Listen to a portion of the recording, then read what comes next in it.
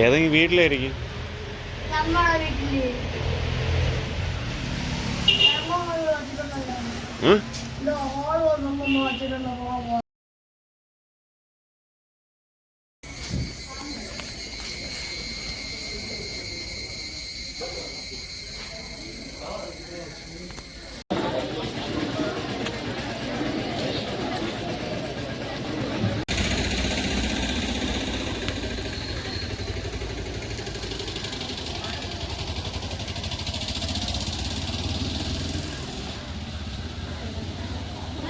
പിള്ളേരുടെയൊക്കെ മിണ്ടെങ്കിലും ആരും എത്ര ആളുണ്ട്.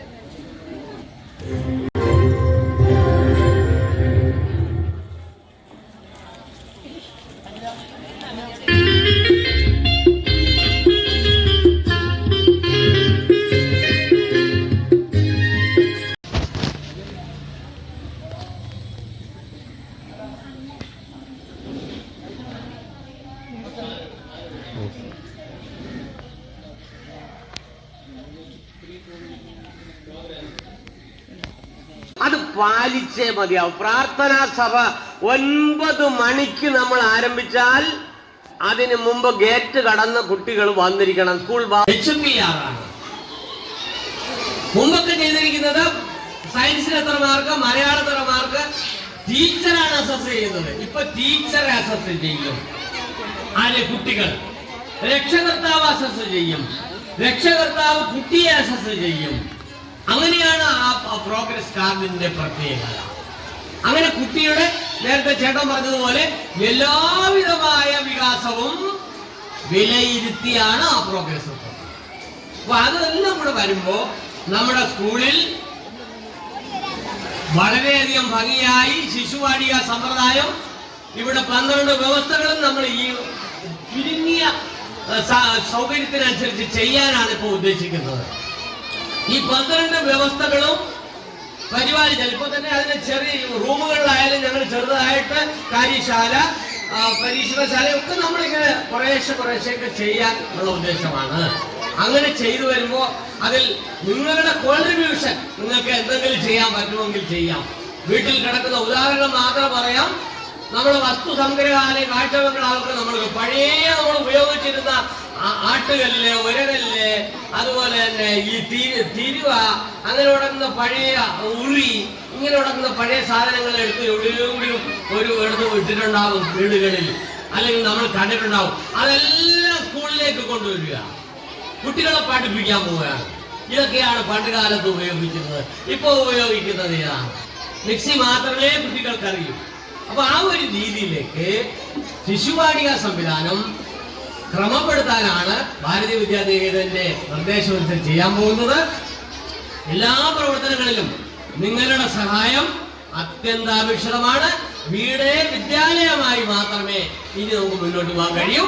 അതിനെല്ലാവരും സഹകരിക്കണം എന്ന് മാത്രം പറഞ്ഞുകൊണ്ട് എല്ലാ ഭാവുകങ്ങളും നേർന്നുകൊണ്ട് എൻ്റെ മക്കൾക്കും അതുപോലെ തന്നെ രക്ഷാകർത്താക്കൾക്ക് എല്ലാവർക്കും നല്ലൊരു അധ്യയനം.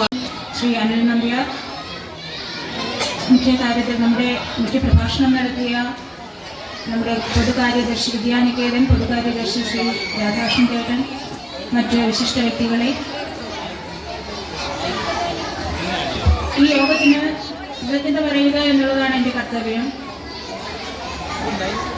ആദ്യമായി നമ്മുടെ ഈ യോഗത്തിൻ്റെ അധ്യക്ഷയായിരുന്ന നമ്മുടെ മാതൃഭാരതി നിലവിലുള്ള അധ്യക്ഷയുമായ ശ്രീമതി സി അർച്ചനയ്ക്ക് നിങ്ങളുടെ ഓരോരുത്തരുടെ പേരിലും വിദ്യാലയത്തിൻ്റെ പേരിലുമുള്ള കൃതജ്ഞത അർപ്പിച്ചുകൊള്ളുന്നു. അടുത്തായി ഇവിടെ ഉദ്ഘാടകനായി എത്തിയ മാധ്യമപ്രവർത്തകൻ നമ്മുടെ ഒരുപാട് കാര്യങ്ങൾ, ഇപ്പോൾ നമ്മുടെ സമൂഹത്തിൽ നടക്കുന്ന ഒരുപാട് കാര്യങ്ങൾ നമുക്ക് മാധ്യമത്തിലൂടെ പറഞ്ഞു തരുന്നത് പോലെ തന്നെ നിങ്ങൾക്ക് നേരിട്ടും കുറേ കാര്യങ്ങൾ പറഞ്ഞു തന്ന അദ്ദേഹത്തിനെയും ഈ അവസരത്തിൽ അദ്ദേഹത്തിനും നന്ദി അർപ്പിച്ചുകൊള്ളുന്നു. അടുത്തതായി നമ്മുടെ BVN പൊതുകാര്യദർശി ശ്രീ N രാധാകൃഷ്ണൻ ചേട്ടൻ. ആദ്യം നമ്മുടെ സെക്രട്ടറി പറഞ്ഞതുപോലെ തന്നെ എന്ത് കാര്യത്തിന് നമ്മുടെ ഇവിടെ എന്ത് കാര്യം ഉണ്ടായാലും അദ്ദേഹം ഇവിടെ തിരുവനന്തപുരത്തുണ്ടെങ്കിൽ അദ്ദേഹത്തെ ക്ഷണിച്ചാൽ ഒരു മടിയും കൂടാതെ നമ്മുടെ സ്കൂളിലെത്തുന്ന ആളാണ്. അദ്ദേഹത്തിനും ഈ അവസരത്തിൽ നിങ്ങൾ ഓരോരുത്തരുടെ പേരിലും വിദ്യാലയത്തിന്റെ പേരിലുമുള്ള നന്ദി അറിയിച്ചുകൊള്ളുന്നു. അതുപോലെ നമ്മുടെ ഈ വാർഡ് മെമ്പറായ ശ്രീമതി സുമാ സതീശൻ പണ്ട് ഇവിടെ ടീച്ചറായിരുന്നു. അതിൻ്റെ ഒരു അടുപ്പം നമ്മളോട് എപ്പോഴും കാത്തു സൂക്ഷിക്കുന്നുണ്ട്. എവിടെ വെച്ച് കണ്ടാലും ടീച്ചർ എന്ന് പറഞ്ഞിട്ട് നമ്മളെ അഭിസംബോധന ചെയ്ത് എപ്പോഴും ചിരിച്ച മുഖത്തോടു കൂടിയേ കാണാറുള്ളൂ. ഇപ്പോൾ നമ്മുടെ സ്കൂളിൻ്റെ പുരോഗതിക്കായി നമ്മളെപ്പോൾ വിളിച്ചാലും ഓടിയെത്തുന്നുണ്ട്. ശ്രീമതി സുമാ സതീശനും നിങ്ങളുടെ ഓരോരുത്തരുടെ പേരിലും വിദ്യാലയത്തിൻ്റെ പേരിലുമുള്ള നന്ദി അറിയിച്ചുകൊള്ളുന്നു. അടുത്തതായി നമ്മുടെ കാട്ടാക്കട സംഘ സംയോജകനും നമ്മുടെ വിദ്യാലയ ട്രസ്റ്റിന്റെ മെമ്പറും സമിതി അംഗവുമായ ശ്രീ പ്രശാന്ത് വെള്ളനാടിനും നിങ്ങളുടെ ഓരോരുത്തരുടെ പേരിലും നമ്മുടെ വിദ്യാലയത്തിന്റെ പേരിലുമുള്ള നന്ദി അറിയിച്ചുകൊള്ളുന്നു. അടുത്തതായി നമ്മുടെ പ്രധാന അധ്യാപകനായ ശ്രീ കെ ബാലചന്ദ്രൻ സാറ് എല്ലാ